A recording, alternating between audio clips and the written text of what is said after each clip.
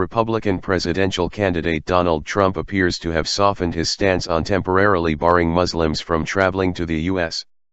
Responding to remarks by London Mayor Sadiq Khan, Mr. Trump told Fox News Radio the ban was just a suggestion.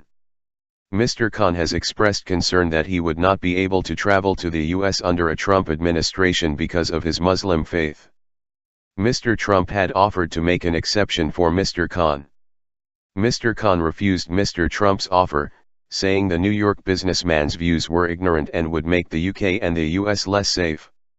Mr. Trump proposed a ban on Muslims entering the US after attacks in Paris killed 130 people last year. The suggested ban has been widely criticized in the US and abroad, but Mr. Trump until now has stood by the proposal, saying it was needed to ensure US security. It's a temporary ban. It hasn't been called for yet, Mr. Trump said on Wednesday. This is just a suggestion until we find out what's going on. Mr. Trump has shifted positions in the past on a variety of issues only to change his stance days later. He has often given conflicting accounts on issues including his tax plan, abortion, and transgender people accessing public toilets. This flexibility has led to concerns among Republican Party leaders about his candidacy.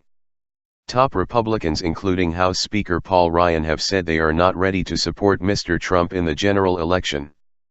Mr. Trump will meet Senator Majority Leader Mitch McConnell, Mr. Ryan, and others on Thursday in an attempt to resolve differences. Also on Wednesday, Democratic presidential candidate Hillary Clinton and Mitt Romney, who ran against President Barack Obama in 2012, separately raised questions about Mr. Trump's tax returns. Mr. Trump has so far refused to release his tax records, a common practice among presidential nominees.